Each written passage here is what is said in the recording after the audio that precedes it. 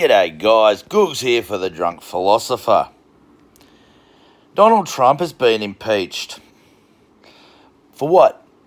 Well, let's go back to the beginning of the story. Let's see if we can cruise a few months down memory lane.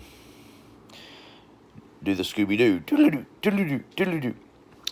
Here we go. It turns out that the Democratic frontrunner, and still the frontrunner, Joe Biden, right, he seems to have done, we can't substantiate this, but seems to have done a little bit of dirty work with the Ukrainians way back when he was vice president of the United States under Barack Obama. Now, Barack Obama's not implicated in this as far as I'm aware of. I'm just sort of trying to set the scene. And his son, Hunter Biden, was trying to get into the Ukraine and trying to get into their power company to be the head of it, right? And Joe Biden said, well, you want this cash. My son needs a job. And I think it was a couple of $1 billion in aid. He held it back for about 3 months. Until Hunter Biden got his job. There was a couple of other things that happened in the meantime. I think that the presidency changed hands in the Ukraine. And then the money was released. Joe Biden. Ladies and gentlemen, Joe Biden, your Democratic frontrunner. Trump found out about this and went, that's bullshit. Right. We need to investigate this. Now, this happened once again well before Joe Biden was running in the primaries for the Democrats. Okay, so we're talking before Trump was even in Parliament. So we're talking before he was a political opponent of Donald Trump's. So Donald Trump said, we need to investigate this, and said, look, I want to give you this money to the Ukrainian president, but we need to investigate this dude. There might be a little problem with the funding. Now, okay, that shouldn't have happened. I'm going to say that. But then what happened was the Ukrainian president said, yeah, we're already investigating this, mate. And Trump went, oh, great, cool. Keep me informed. Whatever, mate. There goes your money.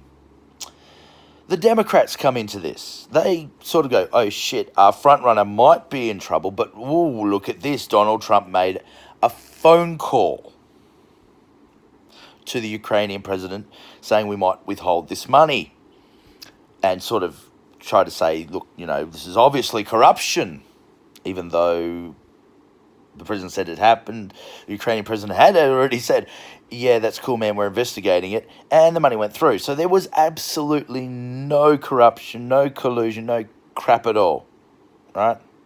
Joe Biden and Hunter Biden run an investigation with quite a few other high-ranking officials in the Ukraine right now. It's still ongoing, by the way, ladies and gentlemen. The Democrats go, oh, what happened with that phone call? And they found a whistleblower, who I'm not going to name here, although that whistleblower was named several times by all quarters of the American media earlier this year, right? But now you're not allowed to know who it is, even though it doesn't take much of a research to go back in time and find out who the fuck it is. And this person goes, yes, I heard from someone who was in the room that this was said. Let me repeat. He said, I wasn't there personally, but I heard somebody in the room said to me that this is what they heard. Because that person who was apparently in the room at the time wasn't privy to the full conversation, because you only get half a conversation, and that's Trump's half of a conversation, right? You don't hear the whole thing. To this, Trump went, look, here's the transcript of what I said, because this shit is recorded, especially when it comes to international affairs. He gave the transcript. The transcript basically was the conversation. Cool, dude. You're doing the investigation. Keep me informed. Keep me up to date. We're all good. So the Democrats then had to pivot. The Democrats pivoted. And they said, right, what this is an attempt to block Congress. To block this investigation. Investigation. If you've got a witness at a trial who says, I heard the murderer, for example, I heard the murderer said A, B, C, and D. I got this from somebody who was in the same room as the murderer at the time. So it's second, third hand now information. It'd be thrown out of court. That evidence would be inadmissible. But no, this evidence, we need to investigate Donald Trump. On that basis, there was no other witnesses. There was no the accused wasn't even at the trial when it comes to this investigation. That's how partisan this shit was. And so they got him for obstruction, and what was the other one? Not being fit to be president or upholding the standards of the president or some shit like that. And so the partisan elements of the media went nuts on this. Pelosi goes, right, we're going to go for the orders of impeachment, which happened a couple of days ago now. Put in the orders of impeachment, right?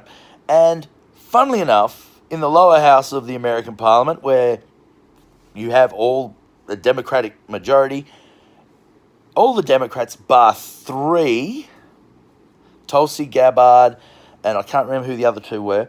The other two said no straight out, and Tulsi said, I'm going to reserve my vote, which is essentially the same as saying I'm not voting in this, so therefore I don't agree with it.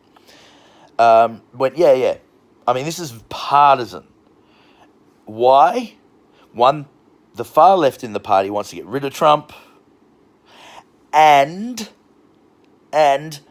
everybody else, the moderates, want to protect Biden. That's what this is. This is for the we hate Trumpers and for the we want to protect Bidens. Okay? Because Biden is, believe it or not, and this is extraordinary in my opinion, is the only person that can run for that primary against Trump. And they know Trump will eat Biden alive. Okay? They know it. Unfortunately for Joe Biden, it seems his mental faculties aren't all what they used to be. Now,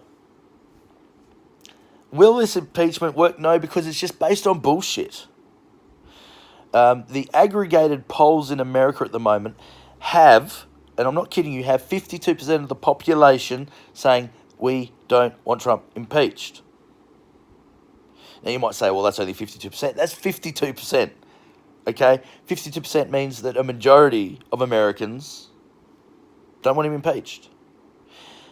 And an even smaller group of people want him impeached and gotten rid of. It's about 26% of people want him impeached and then gotten rid of as president. Mind you, these people aren't thinking, because that means the rather Protestant Mike Pence comes into power, and Mike Pence is very much against Wade versus Roe, or Roe versus Wade, sorry, and you might find your abortion bill in a little bit of trouble. And he doesn't like gays, and he doesn't like this, and he doesn't like that, and he's pretty hardcore right-wing Christian, Mike Pence. Which is also, by the way, another reason why Trump, and I said this at the time, back in 2016, Trump had him as a running mate and as VP, because you get rid of Trump and you're going to get someone worse in. It was actually a very, very smart strategic move. This impeachment is going to die in their upper house, or their House of Representatives in the upper house of the Senate. It's going to die because the Republicans reign there, and I cannot see the Republicans going, yeah, we're just going to get rid of the president this close to the election. And Pelosi knows this. Now, what's happened today is Pelosi's actually held back on delivering it to the upper house of their Senate. Right? And for those of you who don't know, Nancy Pelosi is the Democratic leader of the House, okay? And Speaker of the House, I think, at the moment, in American politics. She's holding back. Now, some people think, well, maybe it's to...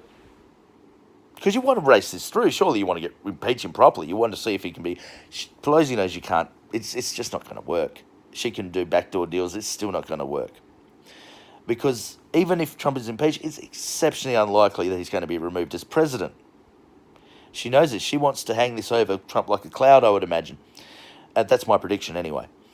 Now, it's not going to work. It's just going to make impeachment more and more and more unpopular, because people are going to go, well, just do it. Just do it. Hurry up. Hurry up. We've got other things politically we want to see happen in this country. And they're getting bored of it. I mean, whether they like Trump or not. Here's the other big issue the Dems have got, though, and this is where it gets really interesting, right? Democrats have got a huge far-left wing. It's a very populist wing, very popular in your larger blue city states, New York, Los Angeles, San Fran, all these sorts of places. And they want Donald Trump impeached and gone. And Pelosi can't deliver that. Now, I'm not going to say that these people are going to flip, because I don't think they'd ever flip to be Republican. But it might just mean that they don't turn up on polling day. And if they don't turn up on polling day because the Democrats have failed getting rid of Trump and failed with impeachment, the Dems are going to get absolutely smashed in 2020. Absolutely smashed, because they've got no policies. They've got no platforms.